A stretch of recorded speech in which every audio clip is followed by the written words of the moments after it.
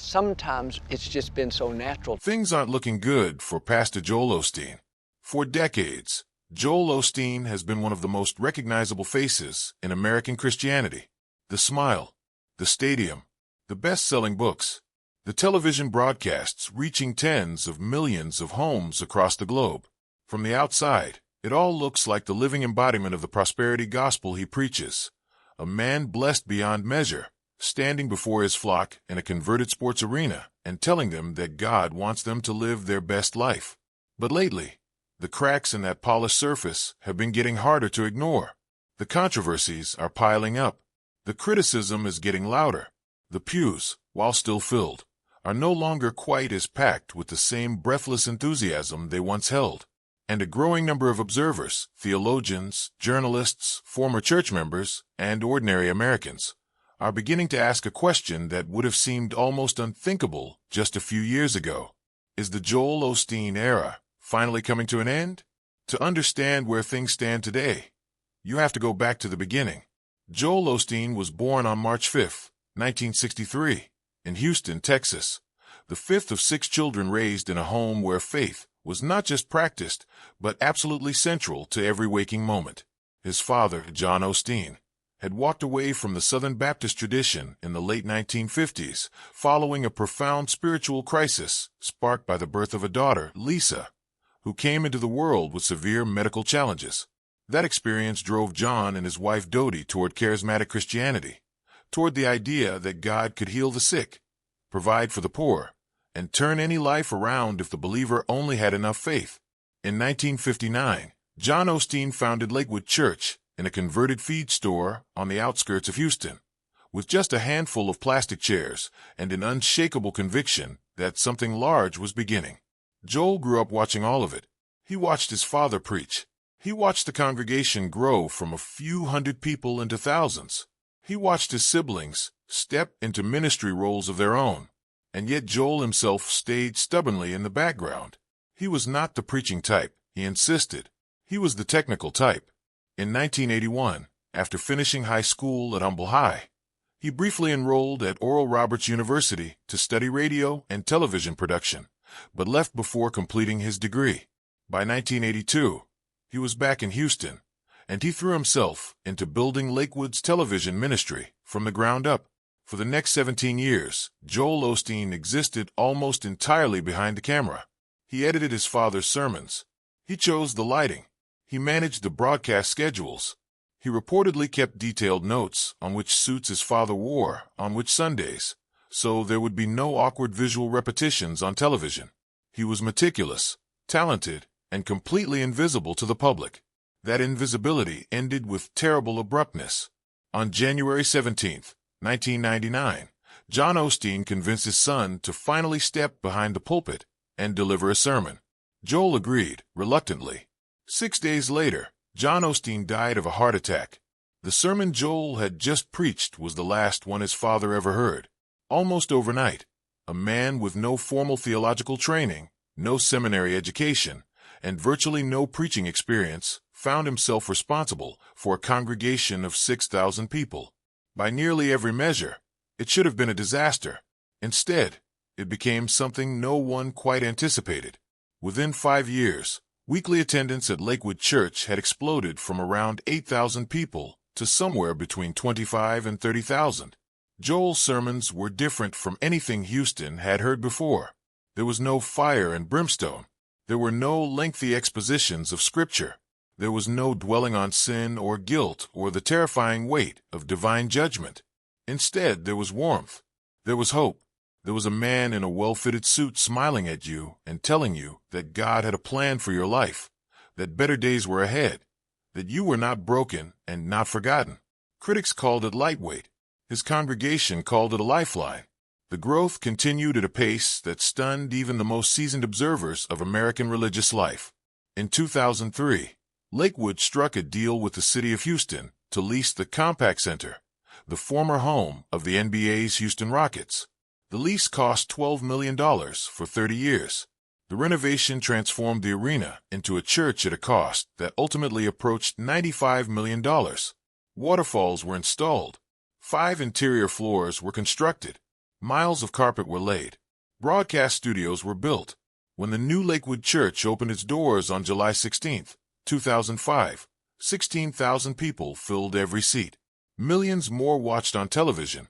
The building was eventually purchased outright in 2010 for $7.5 million, and weekly attendance climbed past 40,000. It was, by any measurement, the largest church in the United States, and it had been built almost entirely on the personality and message of one man. The contrast with local business owners, who opened their establishments almost immediately, became a source of bitter public commentary. Osteen initially said little. The church eventually opened its doors days after the storm, and did provide assistance as the recovery continued, but the delay had already written itself into the public's understanding of who Joel Osteen was when the cameras stopped rolling and the need was real. The financial picture that began to emerge around the same time did nothing to rehabilitate that image. Lakewood Church operates with an annual budget reported at around $90 million. The total revenue flowing through the Osteen brand, including books, speaking fees, and media properties, is estimated at roughly $55 million annually. Osteen himself has publicly stated that he stopped drawing a salary from the church in 2004, funding his personal finances through his publishing and speaking career. He lives in a home valued at approximately $10.5 million, with a second property reportedly worth around $3 million.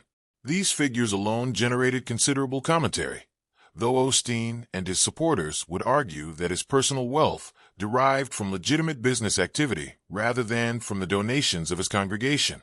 What proved harder to defend was what those donations were actually being spent on. When Lakewood's financial disclosures were examined, they revealed that approximately 1.3% of the church's $90 million budget went to missions and outreach, amounting to roughly $1.2 million. Meanwhile, $25 million went to television ministry operations. Nearly $32 million went to weekly services. Additional millions funded administrative costs, fundraising operations, and the Night of Hope events. The math did not look good. A church that preached abundance and generosity was directing less than 2 cents of every dollar it received toward helping the people most in need of help. For many observers, that disparity cut to the heart of everything critics had been saying for years. The prosperity gospel, they argued, was working exactly as designed. It was prospering the church. Then came the revelation that deepened the public's frustration considerably. During the economic disruptions of 2020, Lakewood Church applied for and received a $4.4 million loan through the Federal Paycheck Protection Program, a fund designed to help small businesses keep their employees paid during the crisis. Lakewood was not a small business.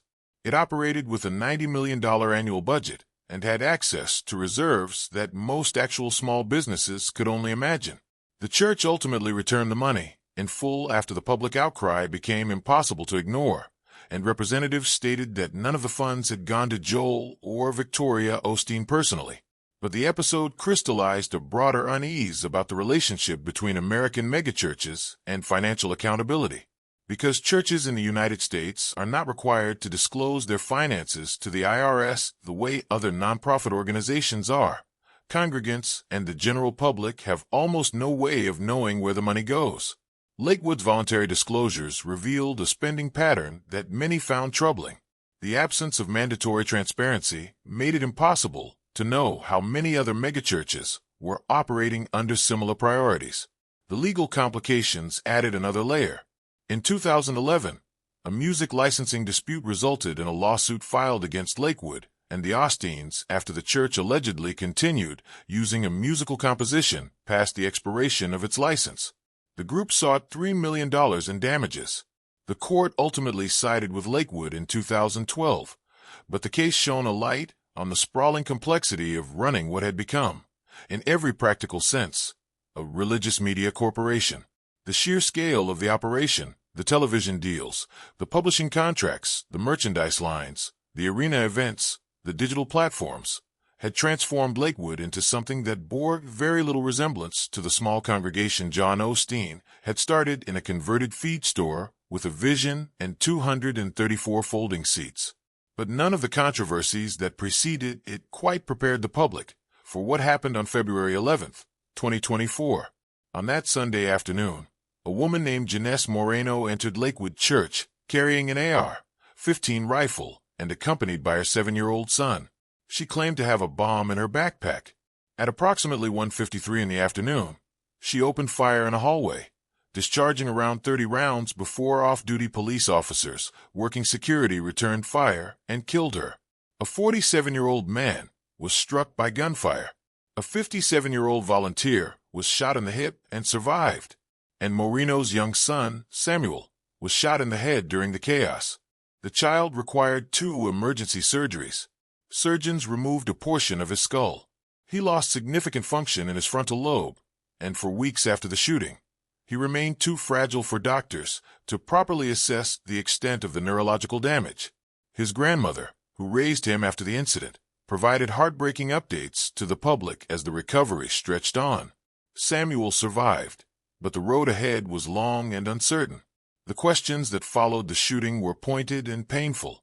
How had Moreno, who had a documented history of mental illness, including schizophrenia and a prior criminal record, been able to walk into a church attended by 45,000 people per week armed with 2 rifles and a backpack she claimed contained explosives? Surveillance footage suggested she had encountered minimal resistance at entry points before reaching a guard she reportedly held at gunpoint. Former in-laws had previously warned both the church and authorities about Moreno's instability. Those warnings had not produced action. Texas's lack of red flag gun laws meant that even her troubled history had not prevented her from legally purchasing the AR-15 just 2 months before the attack. The shooting became, simultaneously, a tragedy, a security failure, a commentary on gun access, and a referendum on the obligations of an enormously wealthy institution toward the safety of the people who gathered within its walls. Osteen addressed his congregation in the aftermath, urging faith and forward momentum, praying for the victims, and even for the shooter herself. Some found comfort in his words. Others felt that the moment called for something harder and more specific than encouragement. By February 2025, police had referred the investigation to the district attorney's office for grand jury consideration. The inquiry extended beyond the shooter herself to encompass the church's security protocols and the institutional failures that had allowed the attack to unfold the way it did. The legal process was ongoing, and its outcome remained uncertain, but the reputational damage was already accumulating. Underneath all of these specific controversies runs a current that may prove more consequential than any of them individually. The congregation that built Lakewood into America's largest church is aging, and the generations coming up behind them are not filling the seats. Research tracking American religious participation has documented a sustained and accelerating decline in church attendance among younger adults.